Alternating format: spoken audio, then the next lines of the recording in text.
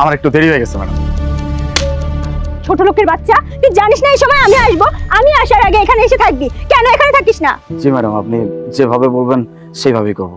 যখন আমি বলি তখন এরকম মুখে মুখে বলিস যে ম্যাডাম আমি করবো, আপনি যেভাবে বলবেন সেভাবেই শুনবো, কিন্তু কেন শুনিস না? কি করছিস তুই ভিতরে? ম্যাডাম আমার সামনে বিসিএস পরীক্ষা তো, তাই একটু পড়তেছিলাম, এই জন্য দেরি হয়ে গেছে। কি তুই পিয়ন হয়ে দিবি বিসিএস পরীক্ষা? জি ম্যাডাম, আমি সামনে বিসিএস পরীক্ষা দিব। তুই যে কি বিসিএস পরীক্ষা দিবি আর কি করবি না করবি সেটা আমার ভালোই বোঝা হয়ে গেছে।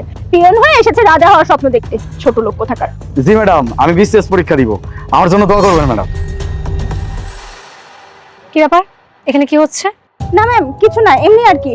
আপনি এখানে? আমি এখানে কি করছি সেটা তো বড় কথা না, আর আমি যদি এখানে না আসতাম তাহলে তো আমি আপনার এই কুকর্মগুলো দেখতে পারতাম না। আচ্ছা আমাকে একটা কথা বলুন তো, আমি কি অফিসে পিয়ন রেখেছি আপনার গাড়ির গেট খুলে দেওয়ার জন্য? ম্যাডাম আমি তো আসলে আমি তো কি, শুনুন আপনাকে একটা কথা বলে রাখি, যে আপনার পোস্টে জুনিয়র বলে আপনি তার সাথে যা নয় তাই ব্যবহার করে যাবেন, আর সেগুলো আমি বরদাস্ত করবো এটা আপনি মোটেও ভাববেন না। আমি যদি নেক্সট টাইম আপনাকে দেখি যে আপনি কারোর সাথে এরকম বাজে ব্যবহার করছেন, তাহলে আমি আপনি অফিস থেকে বের করে দেবো।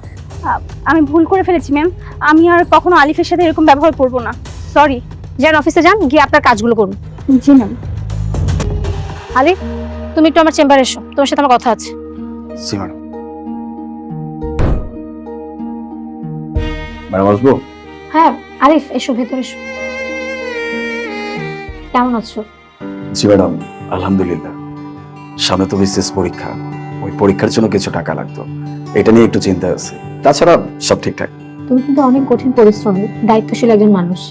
আমাদের অফিসে যা ধরনের কাজ থাকে সবকিছু তুমি ঠিকঠাক মতো কাজ করো, এমনকি সব টাইমলি করো। আর তার মধ্যে এত ব্যস্ততার মধ্যেও তুমি নিজের বিসিএস পরীক্ষার জন্য প্রিপারেশন নিচ্ছ।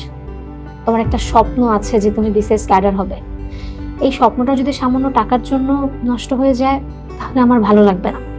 তুমি একটু দাঁড়াও, আমি তোমাকে টাকা দিচ্ছি।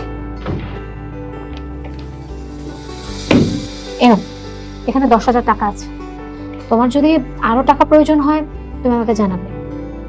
Thank you madam, thank you so much. আপনি সবসময় আমাকে সাপোর্ট করছেন, আমার পড়াশোনার জন্য আমাকে আলাদা করে স্পেস দিয়েছেন, আমার যে কোনো কাজে আপনি আমাকে হেল্প করছেন, আমার যখন যেটা প্রয়োজন সেটা দিয়ে আমাকে হেল্প করছেন। আজকে এতগুলো টাকা দিলেন ম্যাডাম, আমি আপনার কাছে আজীবন কৃতজ্ঞ থাকবো। আপনি আজকে আমার যে কত বড় উপকার করছেন সেটা আমি ভাষায় প্রকাশ করতে পারবো না। ম্যাডাম আমার জন্য দোয়া রাখবেন, আমি যেন আমার স্বপ্নটা পূরণ করতে পারি। অবশ্যই আমি তোমার জন্য দোয়া করি, আর আমার তোমার উপরে পূর্ণ আস্থা আছে যে তুমি তোমার লক্ষ্যে ঠিক পৌঁছে যাবে। ঠিক আছে ম্যাডাম, আমি তাহলে আসি। আসসালামু আলাইকুম। ওয়ালাইকুম আসসালাম।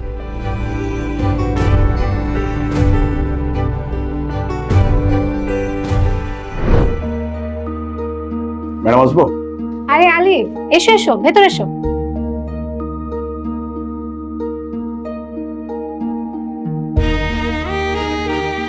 কি ব্যাপার, আজকে এত খুশি, আবার হাতে মিষ্টির বাক্স, কোনো খুশির সংবাদ আছে নাকি? জি ম্যাডাম, আজকে বিসিএস পরীক্ষার রেজাল্ট দিয়েছে, আমি নিজের রেজাল্ট দেখতে গেছিলাম। যাওয়ার পরে কি দেখছি জানেন ম্যাডাম? হাজার হাজার স্টুডেন্ট বোর্ডে শুধুমাত্র তাদের রোল নাম্বারটা দেখার জন্য অধীর আগ্রহে নিজেদের রোল নাম্বার খুঁজতেছিল। আমিও সেম একই কাজ করতেছিলাম, নিজের রোল নাম্বারটা খুঁজতেছিলাম। তারপর যখন হঠাৎ করে আমার রোল নাম্বারটা আমার চোখে পড়লো, আমি আপনাকে ভাষায় প্রকাশ করতে পারবো না ম্যাডাম, আমি ঠিক কতটা খুশি হয়েছিলাম। ম্যাডাম আমি বিসিএস ক্যাডার হয়ে গেছি ম্যাডাম। কি বলছো, সত্যি তুমি বিসিএস ক্যাডার হয়ে গেছো? আমার তো শুনে খুব ভালো লাগছে যে আমাদের অফিসের একজন পিয়ন সে এখন বিসিএস ক্যাডার হয়ে গেছে। জি ম্যাডাম, আমি আপনাদের অফিসের সামান্য একজন পিয়ন ছিলাম, অনেক পরিশ্রম করছি ম্যাডাম এই জায়গাটার জন্য। আজকে আমি বিসিএস ক্যাডার হয়ে আপনাদের সামনে দাঁড়াইছি। ম্যাডাম বোর্ডে যখন আমি আমার নিজের রোল নাম্বারটা দেখছি আমি অনেক খুশি হয়েছি। ঠিক তখনই সবার আগে আপনার কথাটা আমার মাথায় আসছে। আপনি আমার জন্য যা করছেন, আমাকে যতটা হেল্প করছেন, আমাকে যতটা সাপোর্ট করছেন, এটা না পাইলে হয়তো আজকে এরকম একটা অবস্থানে আমি আসতে পারতাম না। এই জন্য সুখবরটা সবার আগে আপনাকে দেওয়ার জন্য চলে আসছি আমি। আমার শুনে খুব ভালো লাগছে, আর তাছাড়া তোমার এই নতুন জীবনের জন্য তোমাকে শুভকামনা রইল। তোমার জীবন সুন্দর এবং সমৃদ্ধময় হোক। জি ম্যাডাম, আপনাকে অনেক ধন্যবাদ ম্যাডাম। আপনার সাহায্য এবং সমর্থনের জন্য আমি আজীবন আপনার প্রতি কৃতজ্ঞ থাকব। আমার তোমাকে নিয়ে গর্ব হচ্ছে, তুমি এত কঠিন পরিশ্রম করে আজকে বিসিএস ক্যাডার হয়েছে। তুমি তার কিছুদিন পর আমাদের অফিসে আর চাকরি করবে না, এটা ভেবে একটু খারাপ লাগছে, কিন্তু তোমার জীবনে এত বড় সাফল্য এসেছে এটা জেনেও আমার খুব ভালো লাগছে। ম্যাডাম মিষ্টি মুখ করো। এই নিন। ম্যাডাম আমি তাহলে আসি।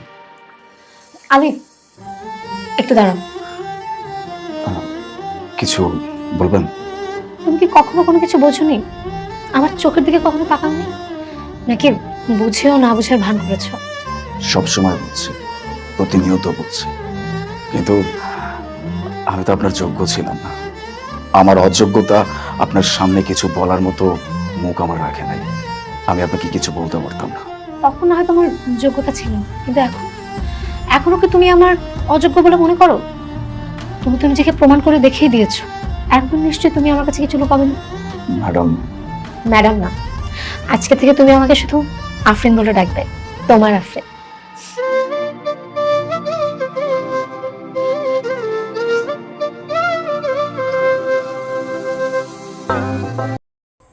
সকলে আমার চ্যানেলটাকে সাবস্ক্রাইব করে পাশে থাকবেন। এখানে সকল প্রকার এন্টারটেইনমেন্ট ভিডিও পাবেন।